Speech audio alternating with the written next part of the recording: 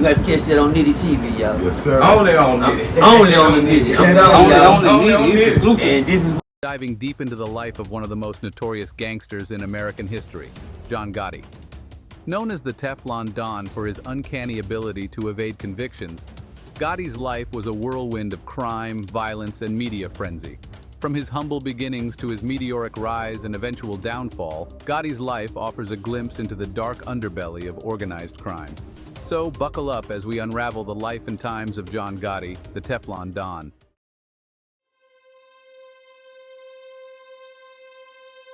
John Gotti's story begins in the impoverished streets of East New York, Brooklyn.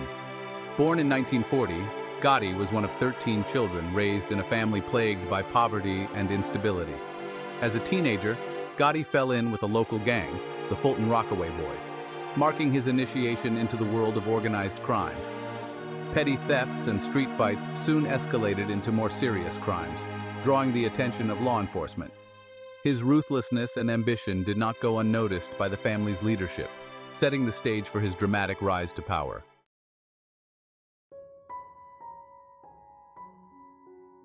John Gotti's family life was a far cry from the lavish lifestyle he would later come to embody. The Gottis were dirt poor, one of 13 children crammed into a tiny Brooklyn apartment. Despite the hardships, the Gotti family was tight-knit, with loyalty and respect ingrained in John from a young age. The streets of East New York became his playground, a brutal training ground where he learned the rules of the jungle. It was in this environment, where respect was earned through violence and loyalty was paramount, that John Gotti began his transformation.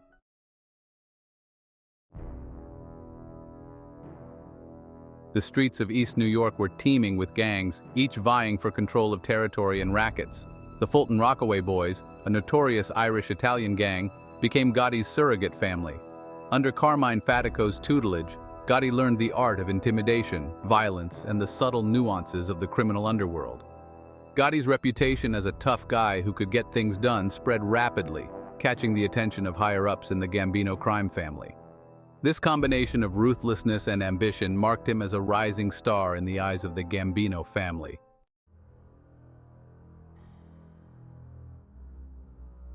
One particular incident cemented Gotti's reputation for violence and set in motion his ascent within the Gambino family. In 1968, a Gambino-affiliated bar owner was murdered by a rival Irish gang. Gotti, still a young associate, volunteered for the hit squad tasked with eliminating the perpetrators.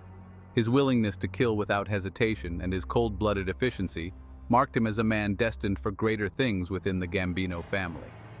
Gotti's star continued to rise throughout the 1970s, running illegal gambling operations and overseeing hijacking rings.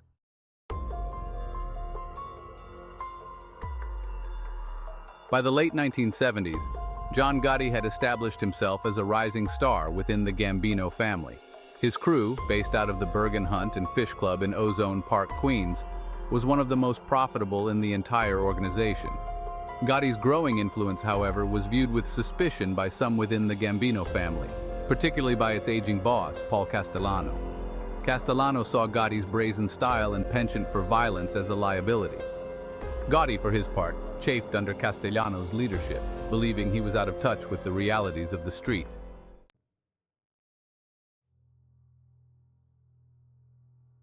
The simmering feud between Gotti and Castellano came to a head in December 1985. Castellano, already weakened by indictments, made a fatal error. He failed to attend the funeral of Gotti's close friend and underboss, Agnello Della Croce. Seizing the moment, Gotti and his loyal lieutenants orchestrated a daring plan. On December 16, 1985, as Castellano and his driver arrived at Sparks Steakhouse in Manhattan, a hit team opened fire, killing both men instantly. With Castellano out of the picture, Gotti ascended to the throne of the Gambino family, becoming the most powerful mob boss in America.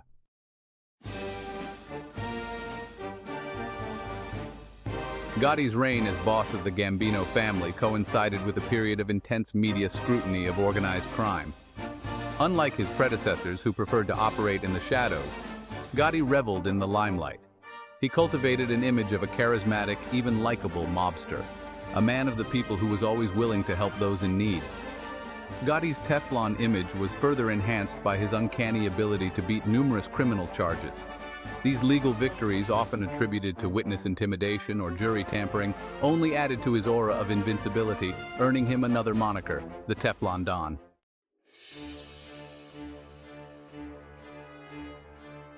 With his rivals eliminated and his public image carefully crafted, John Gotti ruled New York City's underworld with an iron fist.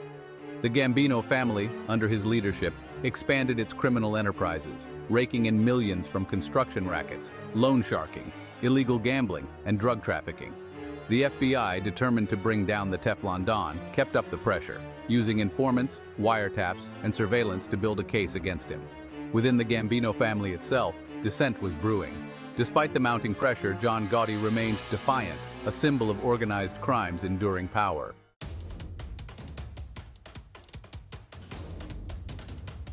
John Gotti ruled his empire from a seemingly unassuming storefront at 247 Mulberry Street in the heart of Little Italy, the Ravenite Social Club. More than just a social club, the Ravenite was Gotti's headquarters, his war room, his stage. Here, Gotti held court, conducting business, settling disputes, and solidifying his grip on the Gambino family.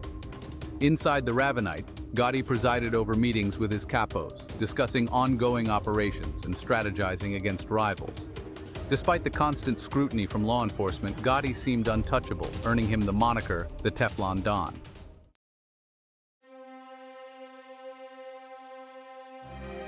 John Gotti was a mobster for the media age. Unlike his predecessors who shunned the limelight, Gotti craved attention, understanding its power to shape public perception and intimidate his enemies. He cultivated a larger-than-life persona, a mix of old-world charm and ruthless ambition that captivated the public imagination. Gotti's wardrobe became legendary tailored suits, silk ties, and expensive jewelry, all meticulously chosen to project an image of success and power. Gotti's media-savvy approach, however, was met with disdain by some within the mob's old guard, who viewed his flamboyance as a liability.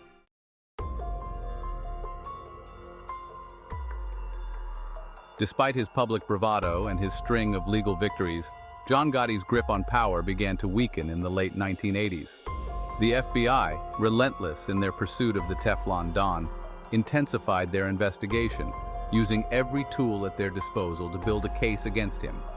Informants within Gotti's inner circle began to cooperate with the authorities, providing damning testimony about Gotti's criminal activities.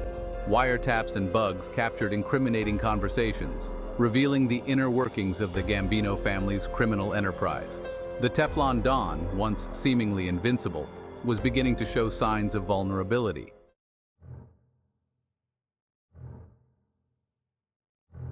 The turning point in the government's case against John Gotti came with the discovery of a series of secret recordings made inside the Ravenite Social Club. The FBI had managed to plant listening devices in the club's main meeting room, Gotti's inner sanctum. The recordings, dubbed the Gotti tapes by the media, captured Gotti discussing criminal operations, ordering hits, and berating his underlings. The tapes provided irrefutable evidence of Gotti's role as the boss of the Gambino family, shattering his carefully cultivated image as a legitimate businessman. The Teflon Don's days of evading justice were coming to an end. Section 5. The walls close in. Armed with the Gotti tapes, the FBI prepared to make their move. They flipped key members, including Salvatore Sammy, the Bull Gravano. On December 11, 1990, John Gotti was arrested. The arrest marked a dramatic fall for the Teflon Don. Gotti remained defiant, proclaiming his innocence. Gotti's trial in 1992 became a media sensation. The prosecution presented a compelling case with overwhelming evidence. The tension in the courtroom was palpable as the jury prepared to deliver its verdict in the trial of John Gotti. Weeks of testimony and mountains of evidence culminated in this moment. Guilty on all counts. The courtroom erupted in chaos. Reporters scrambled, spectators gasped, and Gotti's family wept openly. The man who once seemed invincible was now a convicted felon. For the FBI, it was a triumph.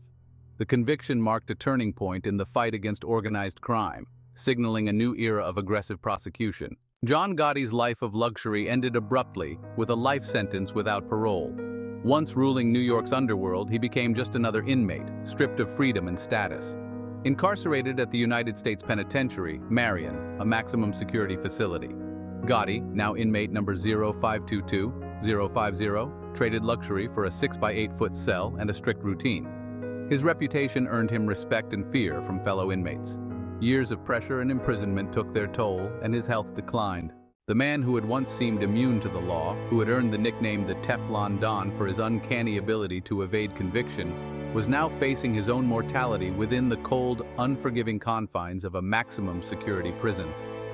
John Gotti's reign as the king of New York City's underworld had come to an end, but his story continued to captivate the public imagination. Gotti's legal team, though unsuccessful in overturning his conviction, continued to file appeals and challenge the government's case against him. They argued that Gotti was a victim of government overreach, that his right to a fair trial had been violated, and that the evidence against him was flawed. Their efforts, however, proved futile. The weight of evidence, particularly the damning recordings from the Ravenite social club, was simply too great to overcome. As Gotti's health deteriorated, he was transferred to the United States Medical Center for Federal Prisoners in Springfield, Missouri, where he would spend the final years of his life. The man who had once relished the limelight, who had courted the media and played to their cameras, now shunned the public eye, his once impeccable appearance reduced to a pale, gaunt reflection of his former self. John Gotti, the Teflon Don, the Dapper Don, the man who had captivated a nation with his blend of charisma, ruthlessness, and seeming invincibility, was now a prisoner of his past, his legacy forever tarnished by his crimes and his downfall, a cautionary tale of the fleeting nature of power and the ultimate price of a life lived outside the law.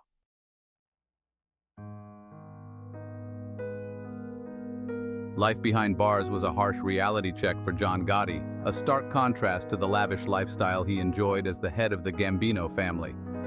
Confined to a small Spartan cell at the United States Penitentiary, Marion, Illinois, the once flamboyant Dapper Don was stripped of his expensive suits, his entourage, and his aura of invincibility. His days were now governed by the rigid routine of prison life, a far cry from the power and influence he once wielded. Despite his fall from grace, Gotti remained a figure of fascination, both within the prison walls and in the outside world. To fellow inmates, he was a legendary figure, a symbol of the mafia's enduring power, even in confinement. The media, too, continued to follow his every move, reporting on his legal appeals, his health issues, and the whispers of his attempts to maintain control over the Gambino family from behind bars. Gotti, however, was a changed man. The constant surveillance, the isolation from his family and friends, and the realization that his empire was crumbling without his leadership took a heavy toll. The once charismatic and confident mob boss now appeared haggard and withdrawn, his spirit seemingly broken by the harsh realities of prison life.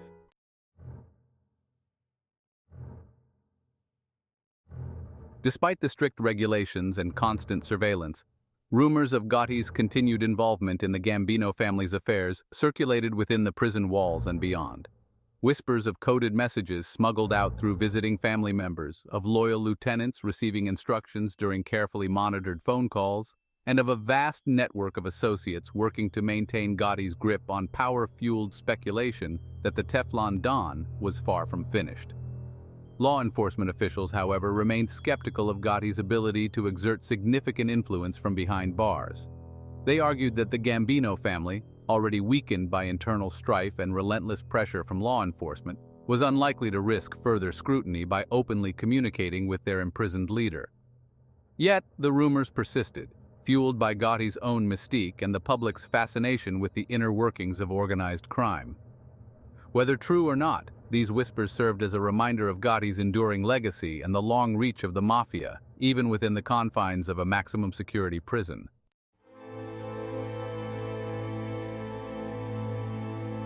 As the years turned into a decade, John Gotti's health began to deteriorate rapidly. Years of heavy smoking and a diet rich in red meat and pasta had taken their toll, leading to a diagnosis of throat cancer in 1998. The once imposing mob boss, known for his sharp suits and confident swagger, was now frail and gaunt, his voice reduced to a raspy whisper. Gotti was transferred to the United States Medical Center for Federal Prisoners in Springfield, Missouri, where he underwent surgery and radiation therapy. Despite the best efforts of his medical team, the cancer proved aggressive, spreading throughout his body and leaving him increasingly weak and debilitated. On June 10, 2002, at the age of 61, John Gotti succumbed to his illness. His reign as the Teflon Don brought to an end not by a hail of bullets or a rival's betrayal, but by the unforgiving grip of cancer. His death marked the end of an era in organized crime, closing the book on one of the most captivating and controversial figures in mafia history. John Gotti's death marked the end of an era for the American mafia. His reign as the head of the Gambino family brought organized crime into the public eye. Gotti's flamboyant style made him a symbol of the mafia's allure and a target for law enforcement. Gotti's legacy is complex. To his supporters, he was a folk hero. To his detractors, a ruthless criminal. Regardless, John Gotti left an indelible mark on American history.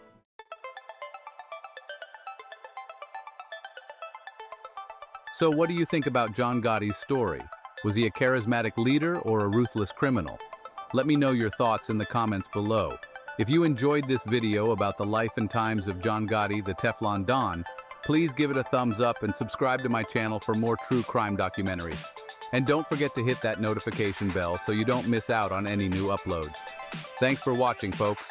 Until next time, stay safe and stay informed. You got to catch that on NITTY TV, y'all. Yes, sir. Only on NITTY. Only on the NITTY. Only on NITTY. It's exclusive. And this is